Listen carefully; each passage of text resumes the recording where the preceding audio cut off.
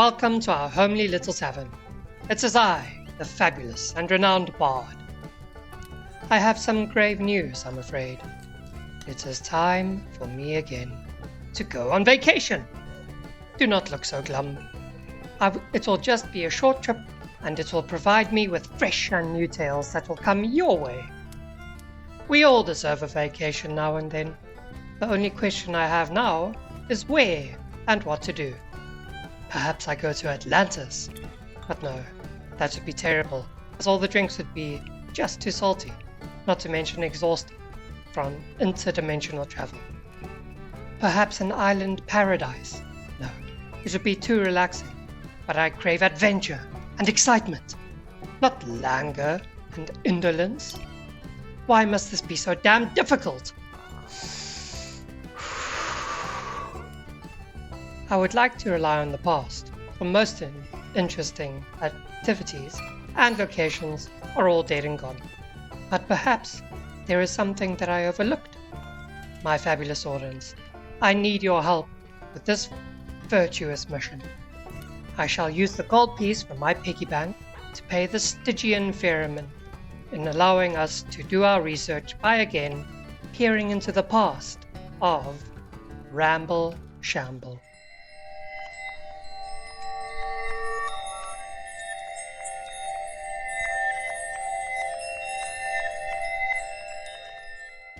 Good day, people of the internet, and welcome to another episode of Ramble Shamble, the podcast where we like to ramble about all weird, strange topics and ideas, and we always joined by at least one other person. Today it is always the fabulous, the most wondrous Jotun. Say hello to the audience, Jotun.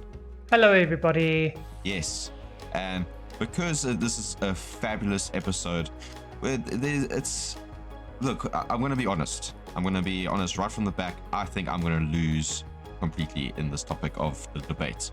I think Jotun has this topic hands down because of his plethora. I like that word plethora, even though I think I might be using it incorrectly. But Jotun might be... Plethora. There you see. Plethora. It's like the word plenty, and then aura. Plethora. Plethora. But yes, audience, my good friend here, Jotun, was most likely going to be winning the topic. But before we get in there, Jotun, how things been on your end? Anything interesting happening? Anything that the audience we could be telling? One thing I will say is that by the time of this recording, Ramble Shamble gaming channel has gotten a bit of traction, which is very interesting to see. So if you want to see myself fumble around playing video games, and occasionally Jotun will post there every so often, come definitely go check it out. Oh, sweet. Yeah, we got a puppy recently, my family and I.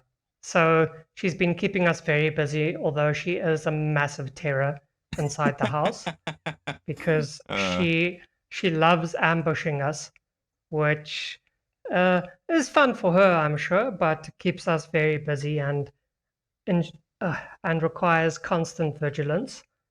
So, one... But having a new puppy is a very cute thing, though. Yeah, 3-word summary: cute, but dangerous. Yeah, cute but dangerous. Definitely, the description of any puppy, but I can tell that, well, I've seen some of the photos of your puppy, and she looks adorable. I immediately said that I am so jealous that I am like, someone that's doing like really thinking like, man, I want a dog. A dog would just be cool. Just have someone that's always there. But it's always one of those things that if I get a dog, because of my lifestyle choice at the moment, it'll be a bit unfair for the dog itself, because now all the time I'm going to be traveling, I'm going to be going around, and and when I'm working, it's not going to be the nicest thing for the dog to kind of just like sit around at home and not be active enough, and then I'll have to hire someone to look after him or her, and it just seems like it's just not fair, and I'm not going to enjoy the full experience of owning a dog. Yeah, definitely, and that is something that you especially have to take into consideration. Except, of course, if you have a handbag puppy. But to be honest, I think that's a complete waste of time. I don't think any dog should live like that. So yeah, but either way, we've just got it perfectly set up over here with a nice big garden and a nice big house, and that's exactly what a puppy needs, in my opinion. Oh, I'm very jealous. But yeah, I'm happy for you guys. But yeah, I think that's enough faffing around. So, audience, I'll explain briefly the topic and I'll explain why Jotun most likely will dominate. But I'm excited for it because I'm sure whatever he has to share with us, including myself, is going to be highly beneficial and something that might be worth jotting down on a piece of paper or searching up on the internet while you're listening to our fabulous voices mumble, fumble along. So the topic today is vacations, because obviously you guys have seen the title of this episode. Vacation ideas, or 2-week vacations to one of the best places in the world. And I made the topic a bit broad. Jotun can attest to that. I made it very broad that this topic can go on, and the amount of detail we could possibly go into is overwhelming for a 1 hour episode. What is Mackie thinking? But yeah, we apologies to Jotun and audience, but this is going to be, we'll try and keep the information enough to kind of get you guys started, but at the same time, whatever we recommend is ultimately our recommendation, and we highly suggest that you do additional research, because especially what I will be discussing, I did the bare bones of research because there's so many different routes you could possibly take. If you're doing the backpacker guide, or if you want to go there for like a proper luxury, or if you want something more adventurous, there's always ways to kind of cut corners, make the price a lot cheaper, or spend things in a way differently than you would normally would. So, Jotun, I know this was a very tough topic, but the first section or part of this topic is, where would you recommend a 2-week, like if you were to sell to me or to the audience that this would be the best place for a 2-week vacation? You could have been on it before, you could have you couldn't, it could be something completely new to you, you've just heard about it or you investigated it. But it's, picture someone like myself who has definitely not traveled nearly as much as you, and you basically, I come to you knocking on your door saying, Jotun, I got 2 weeks off from work, I have enough funds, but obviously I don't want to kill my entire bank. Where would you recommend I go for that 2-week vacation? Whether it be adventurous, a bit of luxury, a bit of culture, where would you recommend? I would recommend that you go to Brazil. Oh, Yeah. Now, the reason why I recommend you go to Brazil is because you get a smattering of all of the kinds of things that I think any traveler would want to do. And as a European, or at least someone who comes from a middle class background, which I think is equatable to being a normal European and having that kind of budget for a vacation, I think that Brazil is actually a cheap destination to go to. But I think that like it's a very good experience for someone from a Western culture to go to Brazil, because it has there's a bit of a cultural change that comes with it, going to a South American country, and especially during a specific time of year, it can be one of the most exhilarating experiences in your life. and just to cut in there, when would you recommend someone to go there? Would you recommend during the winter period when it's obviously not, I assume it's obviously not as hot? Does Brazil even have a winter period is the question. Geez, I'm not even sure. I'm joking. Of course it does. But I think it might be a stormy season. But I would recommend that you go around February. So it's just before the winter in Brazil. It's like an autumn.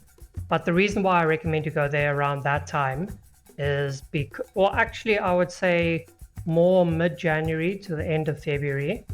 And that's because there's that big festival in Rio de Janeiro called Carnival, Yeah. which happens every year.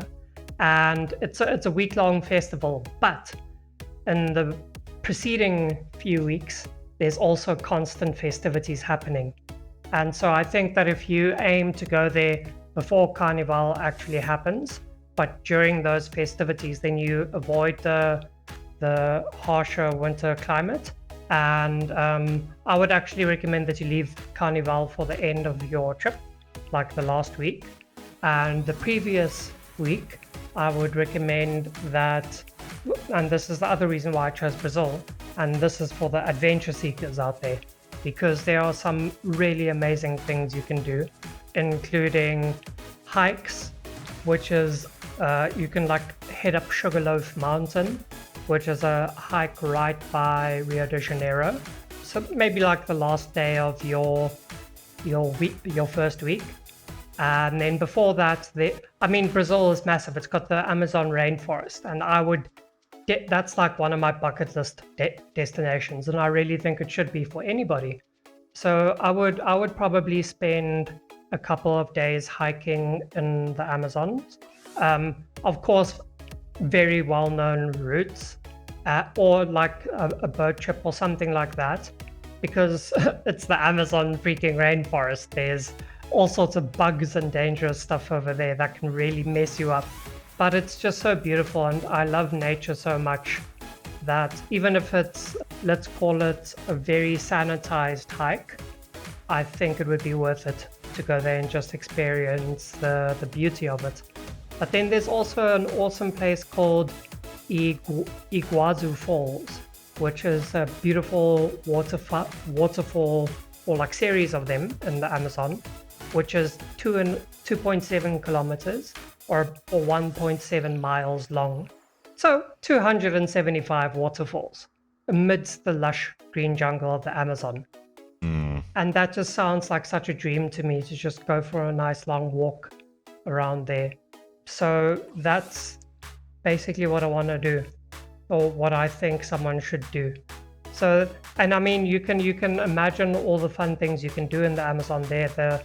You can do helicopter rides, you can do boat rides, you can check out some extremely unique species of wildlife. As a South African, I really value those kinds of things. Yeah, I can attest to that. Yeah, and I'm not going to sugarcoat anything for the listeners. I don't think that vacations should be spent getting pampered in spas and being in hotels and frequenting expensive restaurants or anything like that, because I think that, for me, it's a little bit like just the idea of exercise, where people think that those kinds of things are tiring, they drain you of energy, and they're an effort to do. But I think that the exercise and like adventure sports like hiking and, I don't know, rock climbing and things like that are actually things that give you energy. People don't realize it, but they really, really do give you energy. And I think that something like a hike is actually better for your soul than resting even at spas and expensive restaurants or anything like that, or being pampered in any way, because I personally believe that there's nothing more revitalizing and rejuvenating than nature. And there's this beautiful quote by Patrick Rothfuss from The Way of the Wind that basically says, travel is the great leveler, the great teacher, bitter as medicine and crueler than mirror glass. A long stretch of road will teach you more about yourself than 100 years of quiet introspection. And I really do believe that is true. And so yeah, a long hike will really rejuvenate you. And yeah, so in Brazil, there's that waterfalls and such, but there's also a beautiful national park called Chapada Diamantina National Park, and it's very isolated and also just amazing for introspection and enjoying yourself. It's looking at the pictures, it looks a lot like the South African Drakensberg to me. But it's also really cool because there are all these beautiful blue pools and things that you can just swim in, or turquoise pools that you can just swim in out of nowhere and for no reason at all. Yeah. So I think that this is the portion of the tour where you really save your money. And for that reason, you can go all out in Carnival with those things. Carnival. Again, I'm not really one for French cuisine and fancy restaurants, but I love street food, and so Carnival is even better for that reason. Yeah. Oh, sounds So yeah, awesome. holiday in Brazil. Holiday in Brazil. I like it. Yeah. So, look, I am a bit biased, and a reason why I didn't suggest like a European tour or something like that is because I've gone on tour a few times in my life, especially for the arts. So I've been to all the like fancy museums where you pay a premium to see the best works of art in the world. I've seen all the cathedrals and such things. And to be honest, I'm tired of it. So this is, I think, a good opportunity to experience a tour that is more like hands-on and engaging than like the appreciation of past generations, which has a lot of value in itself. But I've just done enough of it. So no, Brazil it is for me. So you want to recommend like a person like myself to go check out those different experiences you've had in Europe that you say that you've experienced too much of that already? No, I would, but I Okay. wouldn't for me. I myself wouldn't do it right now. Okay. No. It seems like a good contender. When I think of Brazil, I always think of the movie Rio. I cannot help it. Oh yeah, That was a good movie. yeah. But it is a very good. The music in that movie was awesome, dude. 100%. I think it was written by John Powell. Let me quickly check.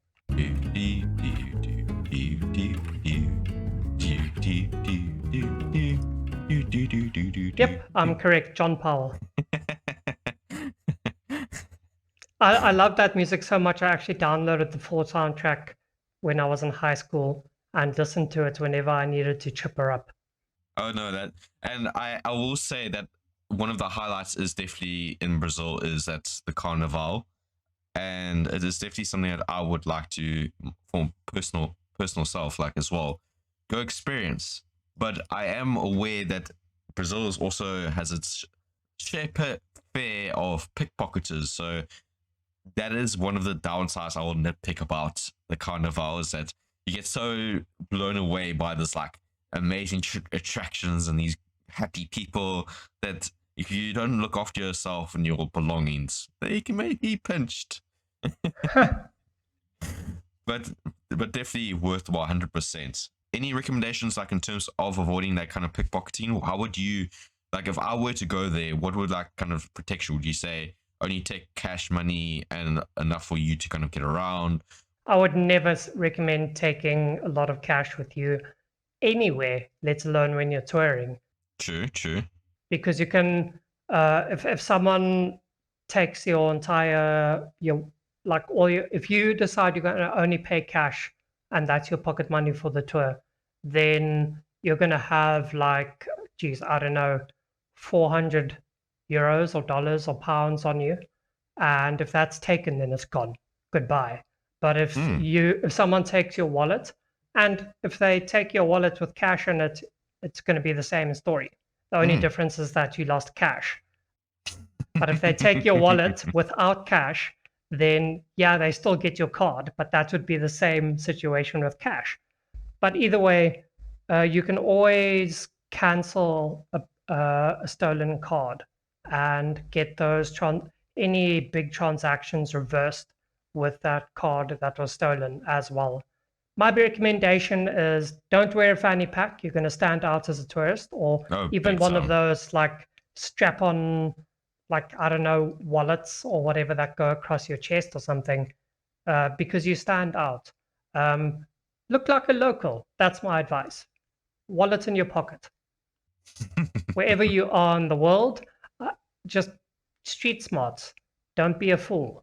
If you see that there's someone watching you too closely or someone following you or whatever, be aware of that. But you don't need to really go through any extra precautions. Remember, with all thieves, or actually within a crowd, you just don't want to stand out and make yourself a target. Yeah, so don't look like a tourist with a Hawaiian shirt and flip-flops and and all of that. Just look normal. No, I can attest to that advice because obviously, us being South Africans, we do know our fair shares of pickpocketers. I remember one time me and you, Jotun, were giving our good German friend a little tour around, and then all of a sudden, whoops, there goes a cell phone. So, yeah, not a fun experience. Yeah. Let me give it a contender. So, a friend of mine just approaches me and says, Mackie, I got 2 weeks of vacation, got some cash, but also don't want to break the bank. What would I recommend to them to go do? I like Jotun's decision on Brazil. So I'm going to go for a slightly different route, something that I also have to be a little bit biased on because something I would also keen to go for and I'm very excited for. And that would be a trip to Japan. And I have also done some little bit of financial investigation. I do note that Jotun didn't go too much into that, but I won't go into heavy detail. I'll just compare certain prices, like say, because a lot of my friends have always said that they would love to go to New York because New York is where obviously so many shows of theirs are on, and to go try that New York pizza sounds like it's a dream come true. But for me, I've always been a bit laid back on that. So I was like saying, America's America. I've seen enough of it in movies and stuff, and it never quite attracted me as much as going to, like Jotun suggested, Brazil, where the culture is completely different and the experiences you can get are something that you would never get in America. And America also seems like it's just overly inflated. Apologies for our American people who live there, but there is a reason why you guys love traveling around the world so much, and that is partly due to your currency being so strong. Although that can change soon, hey, with what Russia's been doing and how, with them accepting payments from China now or letting China buy petrol with the Chinese currency instead of the dollar. For me, that's a big indication that the petrodollar, so basically what makes the US dollar strong, it's going to disappear. That's my suspicions. So yeah, there is upheaval coming in the future, my friend. I don't know what exactly, but it's coming. You're making our audience very nervous here, Jotun.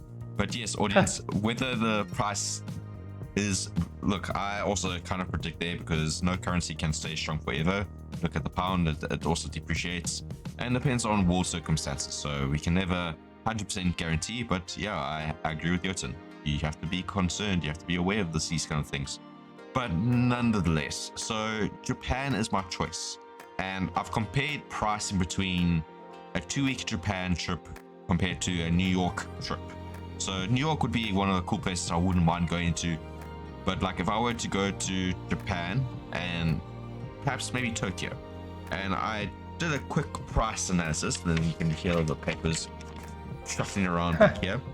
But so again, audience, I chose a really comfortable like lifestyle if you were to go to either of these places. So no hostels of backpacking. You guys are going for relatively not like say 5-star hotels, but going relatively good accommodation. Food, you're eating out every night. You're not going to convenience stores really. You're just ordering from restaurants all the time, and you're getting a basic data plan. And I have both the South African currency, so Jotun can be more surprised, but he is also more familiar with the American dollar. But I also got the American dollar currency, so you guys can be just as surprised. So again, accounting for all those like luxury items, again, you can easily break down. I'm going a little bit extended here because again, everyone doesn't go out eating every single night, and that's 3 meals a day at a relatively okay restaurant, and you're eating very well. And the pricing of Tokyo visits for the 2-week vacation is roughly 50,000 Rand, and that is roughly $2,700. So quite high. And again, you can easily bring that down quite a bit. The New York comparison is roughly 78,000 Rand, and that converts to roughly $4,200. And again, guys, very luxurious, but you can see the price difference. If a South African were to go to Japan, Tokyo, they would have their bank wouldn't be completely destroyed. But that's enough on the finances, because who wants to listen to finance talk by Ramble Shamble? We want to hear about all the interesting stuff. And Japan is a place I wanted to visit for a while, not because of the anime, guys. Don't think I'm a weeb. There's other things that Japan have that is not just anime, and seeing these amazing love stories, and perhaps My Hero Academia. But again, the Japan for me just seems like it's going to be such an amazing experience, because they have they got so many temples and monasteries that you can go visit, where you can actually see and talk to living monks. Come on, guys, who doesn't want to see like a monk? Although they're not going to be doing like those cool techniques that Yot and I watch in those movies where they like float in the air for like 5 minutes, pretending like they're running on the air and doing these awesome backflips. But speaking with them, just to see that their kind of way of looking at things would just be amazing. But as well as the tranquility if you go outside Tokyo. So I say Japan because Tokyo is very much as like Dubai, comparison to Dubai, because it's full of life, convenience, arcades, so many attractions. So it's bustling with life and activity. Like too many activities that I cannot have enough time in this episode, and I won't take all the time because we still have another point that we want to touch on in this episode. But Japan's got a number of amazing things, to the point where if I go to Japan, I'm definitely going to go check out some of these monasteries and places. And one of the places would be Koyo-san. Apologies if I pronounce that incorrectly. I try to practice, but I'm not a native Japan speaker. And this place has roughly over 100 temples. It's incredibly beautiful and peaceful. And I feel like if I go there, I can just feel like my soul is being refreshed, being recharged. Because like Jotun, we have this strange sense of attraction to nature. And like Jotun mentioned in Brazil, is that they're seeing the wildlife and seeing this nature being one with nature, walking around, is just so refreshing, and it's attractive towards us South Africans because we're so close to our nature. And seeing the Japan lifestyle be reflected in such a similar way, I won't lie, I would love to kind of experience that as well. Just kind of get that feel of like, this is relaxing as heck. And let's not forget, one of my main things that I need to do on any trip, no matter what I do, has to be when I go food eating, food testing, food trying. And Japan, like Brazil, I think Japan has a higher culinary cuisine selection than Brazil. What do you think, Jotun? You could be a bit of verify on this point. I don't exactly know, but I can say that whatever the Japanese would do, they would make an art of it. That much I can say. Yes. Like they don't just learn something. They learn something and then go so full out into it that it's crazy. It becomes their life, their passion. Well, that's part of the reason why I love that kind of cuisine, because I am also inspired in my cuisine, or in the way I cook, because I like to cook a bit of Asian food, but I love the way that the Japanese culture, like Jotun describes, they don't just focus on the taste, but they go full on the presentation. The presentation is just so exquisite. And I'll just say, like, I would go be visiting those food markets and stuff, and I'll be trying all that weird stuff, like things that are not natural for myself and Jotun would be like squid on a kebab stick. That would be something that I would be like saying, I'll try one of those, and I'll have one of those, and I'll have one of those, and then the next day get horrible food poisoning, and then go out the next day saying, I feel like I'm more prepared, and then stay away from the foods altogether. But yes, so traveling around Japan, it seems like a very cool thing to do. And I did see from one tour guide, when I watched a lot of travel shows with my folks and family, Japan was on one of those, and I saw obviously pricing can change because we can't fix these pricing at all, but a trip around. Like I saw this person do 2-week trip around Japan, 2 weeks, and they got around a lot. And the entire trip costed roughly $2,500 for 2 people accommodation. Now, being a single person, you could go into what Japan have at a much more cheaper price if you were to go to Tokyo. So outside of Tokyo, you'll probably get the typical Japanese houses. But in Tokyo, again, like New York, everything is very cramped. Everything's really tied together. And I won't lie, I would be interested to try out the capsule hotel rooms where you literally can't stretch your arms out lengthwise. And this is especially a problem for me because I am a big guy. Yotin can attest to this. I'm tall and I'm wide. Think like a Viking. Yeah, uber Viking. Ooh. Souped up Viking.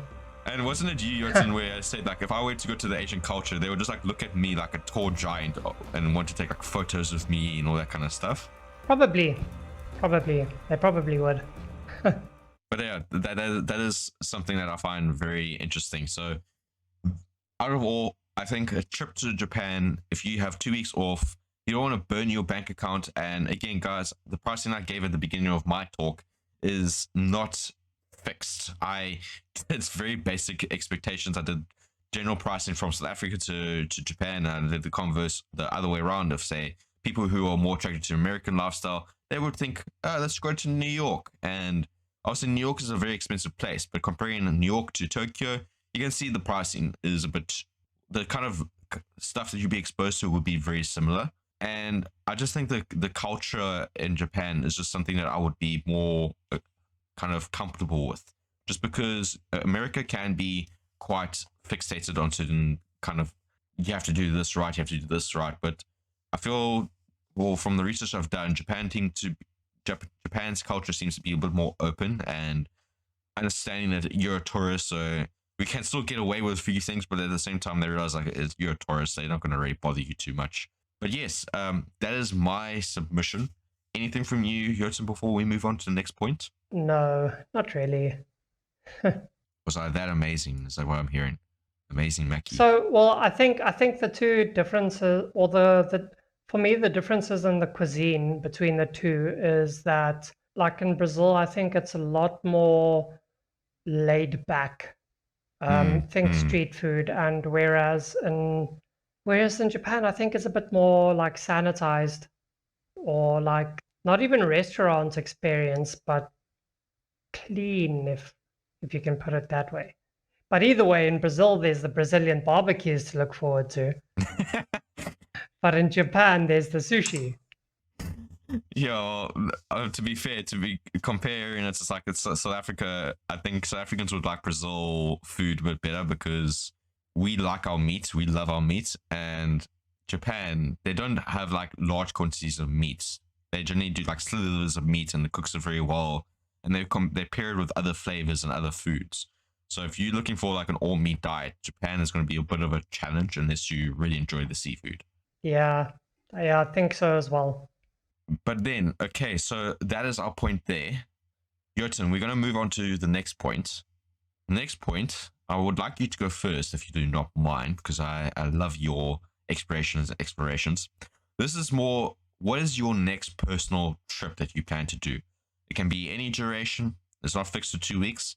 And it could be something that you have planning for, say, next 2 years, next 5 years. I plan to do this, X, Y, Z. And perhaps maybe you tell us how and why you want to do it. So for my next trip, I plan to go on to a South American country, but not to Brazil. I've always in my life really wanted to, well, not always, but like since primary school, wanted to go to Peru. And that's because I really want to go check out the Nazca lines. If you guys don't understand what that is, it's basically like these sand formations in, I think, the Atacama Desert in America, or in Peru, South America. And these massive dunes of sand form shapes when seen from an aerial perspective inside a helicopter or an airplane, and I really want to go see that because it's just like how did they make it? How did they know what they were making? How could they have seen? You can only see it in an aircraft, hundreds of feet in the air. And so I really want to go check out that stuff, but I also want to go climb, I think it's Machu Picchu, that's in Peru.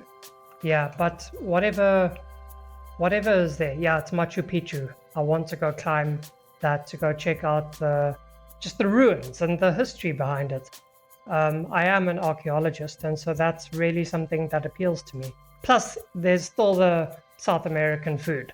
So, yeah, lots of meat, which I love. just to put it nice and succinctly, when I do that, I don't think price will be that much of a factor for me at that stage in my life. But I do still think that it'll be on the cheaper side of tours. Okay. So you explained that. When do you think you would try to achieve this kind of trip? Maybe in 3 years' time, because I have other things that I want to do first, like start investing in a savings account and things like that. And I don't feel that I should go on any kind of expensive vacation until I have done that. So maybe 3 years from now, probably. Look at the responsible Jotun. Oh, that's a good one. So perhaps maybe there's another point then. So should I go with my one now? Go for it. Okay, so this is something that I've been kind of looking forward to for quite a while. And since now I started living in the UK, it's a lot easier for me to kind of initiate this. And perhaps I'll tackle it this year, maybe I'll tackle it next year. But it's a trip that I've been always curious after reading this one book. And this book will give the destination to you guys right away, because the book's called Around Ireland with a Fridge. And I hope I had a bit of an Irish accent there, probably a very weak one. But this book inspired me to kind of go explore Ireland. And ever since I was young, because of my heritage, I have a certain my father's side is Irish, so I've always wanted to go explore Ireland to check out the culture, but also they have a number of amazing landmarks and interesting sites, castles, old structures, very similar to obviously they had a whole mixture of cultures hitting each other from each side, where Vikings took over, then the history is full of interesting stuff, which I recommend you guys research into, because it's definitely worthwhile. But Ireland is definitely a place that I've always wanted to kind of go around, and I would love to try to attempt something not necessarily around Ireland on the fridge, because if you guys read the book, author, again, I think I mentioned this in the previous episode, author is Tony Hawks, not the skater, a comedian with the exact same name, funny enough.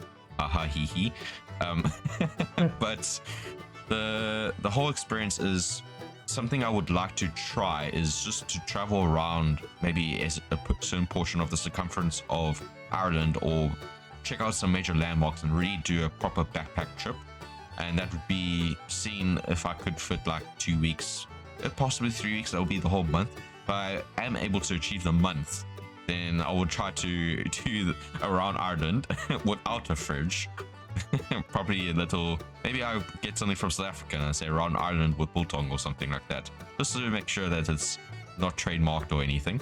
But yeah, that's one of the kind of places I want to kind of go check out my heritage. And there's a lot of interesting things that I can do there to try out their foods. That's where Guinness is made, so to go try out a proper Guinness. And who knows, I feel like I definitely would want to, if I were to plan to go to Ireland, I'll probably do it during the summertime, because I've experienced Scotland in the winter and it was a freezing time for my experience. What do you think, Jurton? Summer or winter? Never winter. Not in Britain. Winter. I don't mess around with that stuff.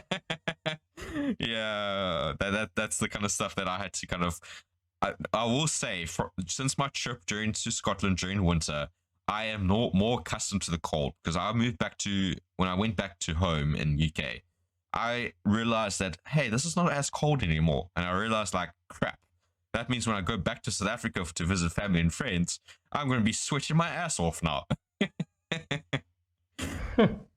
But then, okay, so one last point, Jotun, before we conclude this really fun episode, and I've really been enjoying to hear your ideas and things that maybe I should consider perhaps on a trip of myself.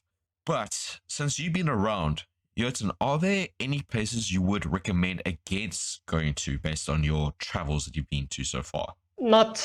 No, not to the places that I've been to, which is probably why I haven't gone to any bad places.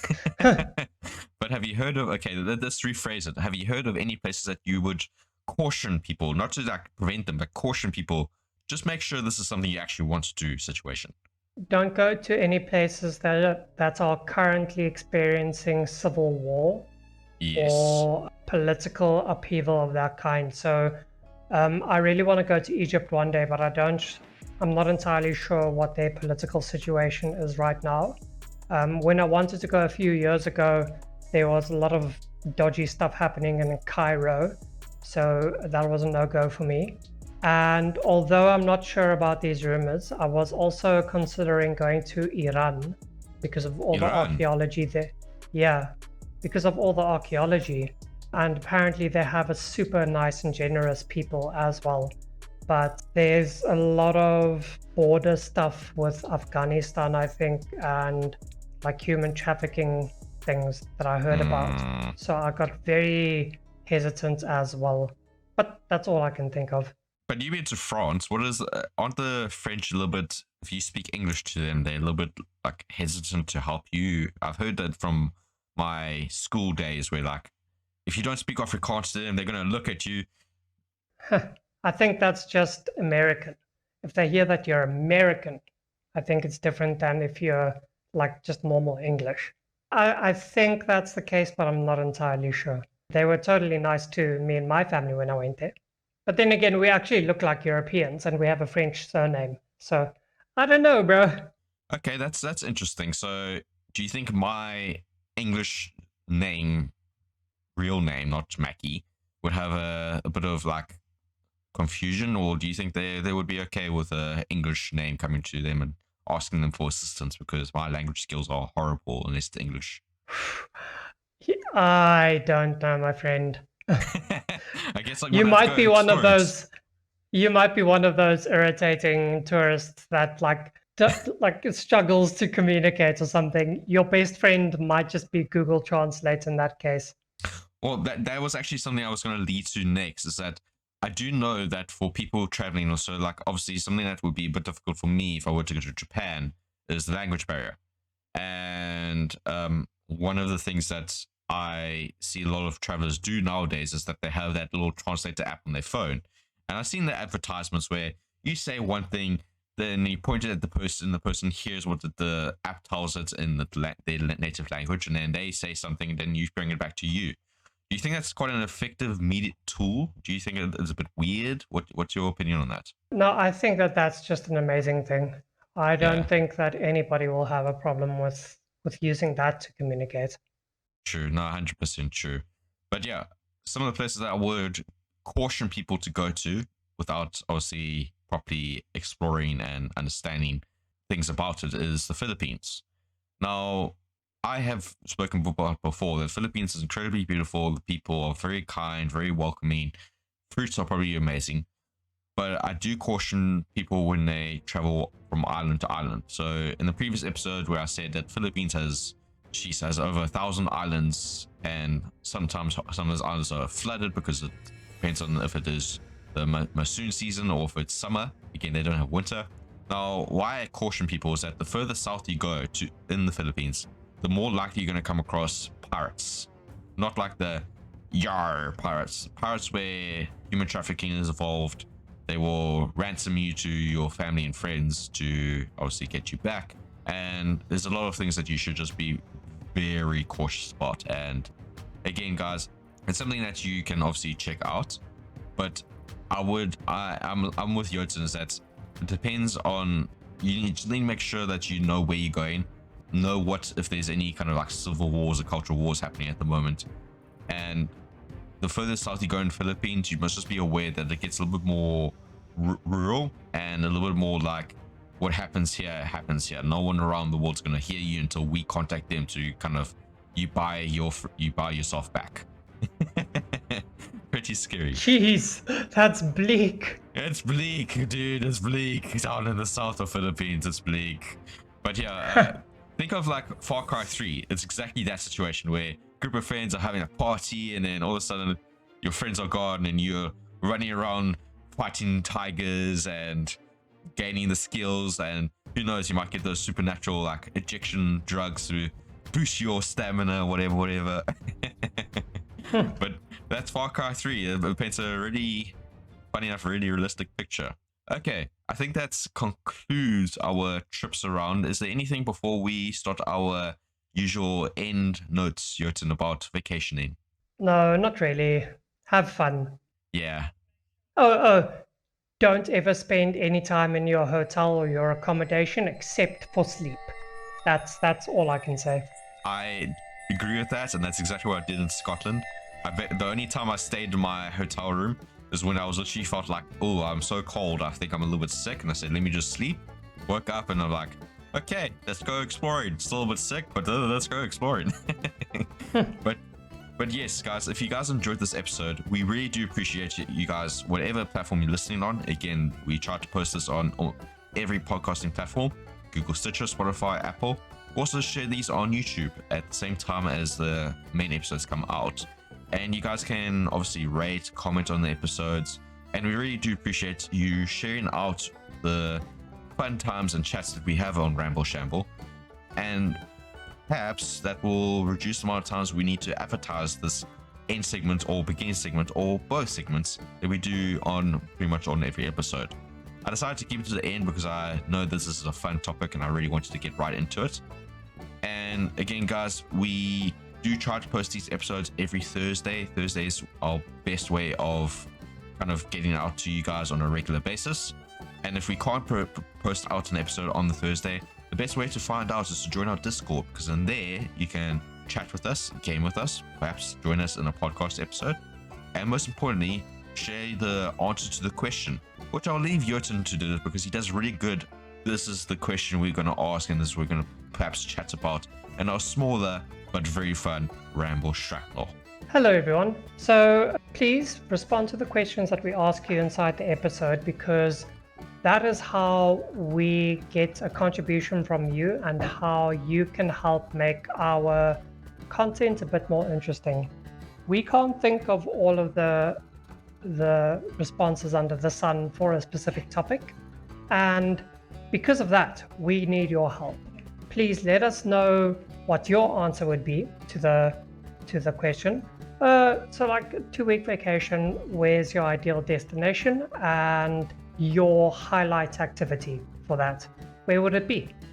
Let us know, and also tell us who you think won today's conversation. Just for our own interest's sake.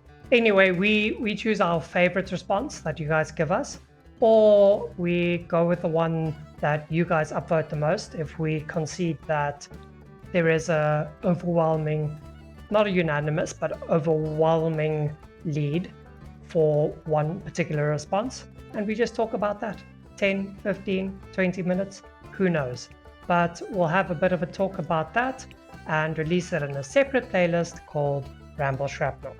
Yeah, but guys, I do hope you enjoyed this episode. Again, please perhaps go listen to another one of our episodes on our Ramble Shamble or Ramble Shrapnel. There's a lot of interesting things. Ramble Shrapnel is a little bit more on the go kind of listening to stuff, and you guys will definitely enjoy. But until the next episode, thanks for listening, guys, and speak to you perhaps in a future episode. Bye-bye. Cheers, everyone.